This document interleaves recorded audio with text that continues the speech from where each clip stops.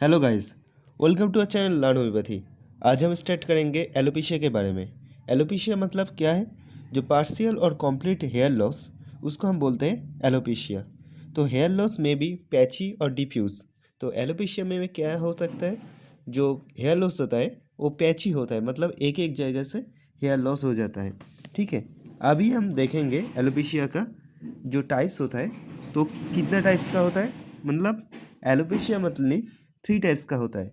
जब first types होता है एलोपेशिया एरिएटा, मतलब पैची ऑफ हेयर लॉस। जब हेयर लॉस पैची टाइप से होगा, मतलब एक जगह से बंच ऑफ हेयर चला जाएगा।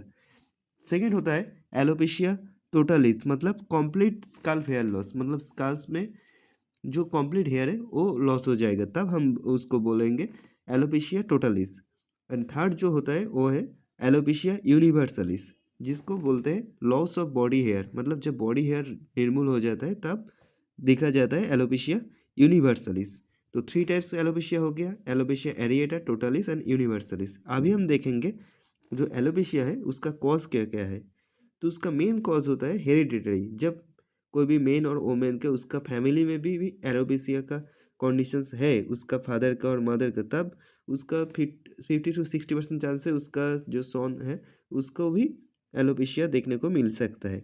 अभी हम आते हैं सेकेंड पॉइंट जो है वो है फिजिकल और इमोशनल स्ट्रेस। जब कोई भी मेन आदमी उसको बहुत ज़्यादा इमोशनल स्ट्रेस में तब रहेगा, जब उसका बहुत ज़्यादा इमोशनल स्ट्रेस है, तब एलोपेशिया हो सकता है। इसको हम क्या बोलते हैं?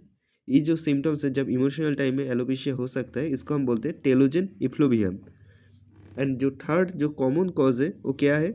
जब high fever of severe infection, जब कोई भी बहुत ज़्यादा फीवर हो गया और चाइल्ड बर्थ के टाइम में, और कोई भी बहुत ज़्यादा सर्जरी हो गया, बहुत बड़ा सर्जरी हो गया, ठीक है, यानी कोई भी पर्सन जो एनीमिक है, उसका एनीमिक टाइप का कंडीशन में, तब एलोपेशिया हो सकता है। थायराइड डिसऑर्डर में भी हो सकता है, हार्मोन चेंजेस की वजह से हो सकता है, टीनिया कैपिटिस के वजह से हो सकता है। क्या क्या कॉजेज हो सकता है? Nervous habits like hair pulling, ठीक है, उसमें भी हो सकते हैं। हेयर पुलिंग में भी हेयर हो सकते हैं, इरेडिकेट हो सकते हैं। मेडिकेशंस क्या? Retinoids, birth control pills, beta blockers, anti depression drug, NSAIDs, ठीक। ऐसा ड्रग लेने से वजह से उसका हेयर लॉस हो सकता है। कोई भी हार्मोन का चेंजेस के वजह से हो सकता है। ऑटोइम्यून डिजीज लाइक ल्यूपस, इसके अंदर ल्यूपस एरिथेमेटोसस, इसके लाइक से हो सकता है।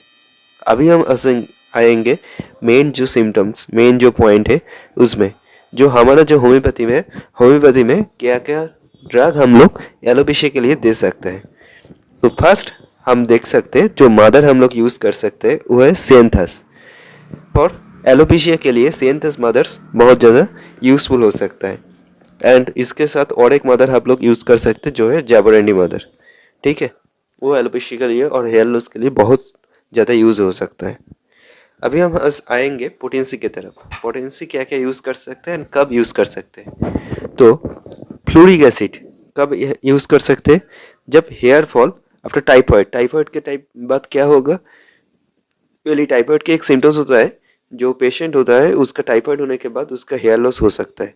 तो जब टाइफाइड होने के बाद हेयर लॉस होगा, तब हम लोग इसका हिस्ट्री में टाइफाइड होगा एंड वो पेशेंट आपके पास हेयर लॉस के प्रॉब्लम के लिए आएगा, तब हम लोग दे सकते हैं फ्लोरिक एसिड, ठीक है।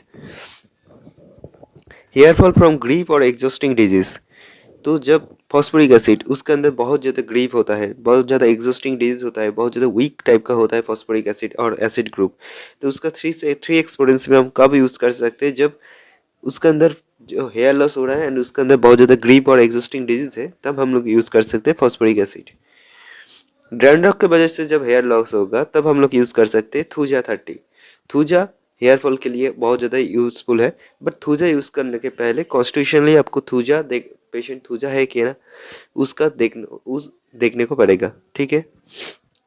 जो एक रेयर ग्रुप का ड्रग है वो है विस्बर्डन। विस्बर्डन कब यूज़ कर सकते हैं? जब hair becomes darker and grows rapidly, ठीक है।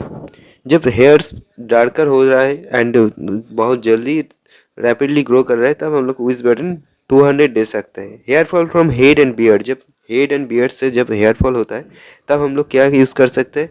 ग्राफाइटिस यूज़ कर सकते हैं। जब बियर्ड से भी हेयर फॉल हो रहा है, और एलोपेशिया जब बियर्ड में भी देखने को मिल रहा है तब हम लोग यूज़ कर सकते हैं ग्राफाइटिस और एनथेरम 30। हेयर फॉल्स इन पैचेस मतलब जो एलोपेशिया एरिएटा है तब हम लोग क्या यूज़ कर सकते हैं फॉस्फोरस और कैल्फोस। बट फॉस्फोरस यूज़ करने से पहले आपको देखना पड़ेगा उसका कॉन्स्टिट्यूशन फॉस्फोरस के साथ सिमिलर है क्या। बट मेनली जो थेराप्यूटिकली यूज़ कर सकता है वो है फॉस्फोरस एंड कैल्फोस एंड उसका 30 पोटेंसी आप यूज़ कर सकते हैं। Bulk spots and with itching and oozing जब बल्क स्पॉट के साथ उसके साथ बहुत ज़्यादा ईचिंग हो रहा है एंड कोई भी एक्जिमिटस जो इरप्शंस होने के बाद जो ऊजिंग हो रहा है तब हम लोग यूज़ कर सकते हैं विनका minor 30। Alopecia from acute illness कोई भी एक्यूट इलनेस के बाद जब एलोपेशिया सिम्टम्स देखने को मिलता है तब हम लोग क्या दे सकते हैं थैलियम 30। बट मेनली जो हम लोग यूज़ कर सकते हैं वो है fluoric acid, phosphoric acid, thuja, phosphorus, कैल्फोस, ये मेनली हम लोग यूज़ कर सकते हैं। जैबरोनिडी हेयर ऑयल बहुत ज़्यादा इफेक्टिव होता है। लैकेसिस का भी यूज़ कर सकते हैं जब प्रेगनेंस के टाइम में जब हेयर फॉल हो रहा है बहुत ज़्यादा हेयर फॉल हो रहा है तब हम लोग यूज़ कर सकते हैं लैकेसिस 200। जब मेनोपॉज के time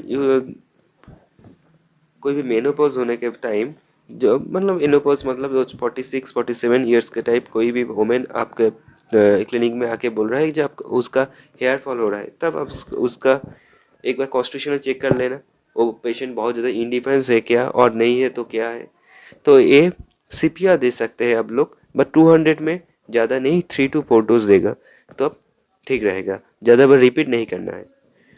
here fall in nursing mother जब नर्सिंग मदर है तब उसका हेयर फॉल हो रहा है तब आपको क्या दे सकता है लाइकोपोडियम और सल्फर 200।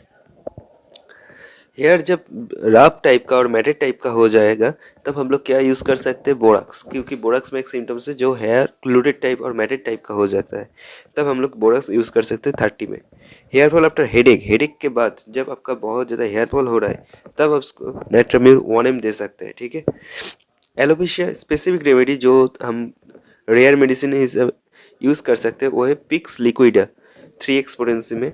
वो एलोपेशिया के लिए एक स्पेसिफिक मेडिसिन है पिक्स लिक्विडा, वो आप यूज़ कर सकते हैं। हेयर जब बांचेस्ट होके फॉल हो रहा है तब हम लोग यूज़ कर सकते हैं साइलेशिया 12x। एंड इसके साथ पेशेंट को मेडिकल एडवाइस देना भी जरूरी है। तो क्या क्या मेडिकल एडवाइस दे सकते हैं हम लोग। Hair loss after childbirth can take 6 to 24 hours to recover. तो चाइल्ड बर्थ होने के बाद नॉर्मली हेयर लॉस होगा तो आपको 6 से 24 महीना लगेगा उसका रिकवर करने के लिए। Hair loss from fever radiation therapy और medication usually reverses after the cause is removed. तो जब कोई भी फीवर और रेडिएशन थेरेपी और मेडिकेशंस के बाद हेयर फॉल होगा तब उसको ठीक करने के लिए मेडिसिन के साथ उसका जो मेन कॉज है उसको रिमूव करने के बाद ही हेयर फॉल ठीक होगा। विक्स कैप्स और hairstyle changes can help during recovery. And इसके साथ जो बहुत ज़्यादा इंपॉर्टेंस है सभी जो डिजीज़ होता है उसके लिए वो है आपका लाइफस्टाइल मेंटेन, वो आपको ठीक से करना पड़ेगा तब आपका हेयर फॉल के प्रॉब्लम ठीक हो जाएगा।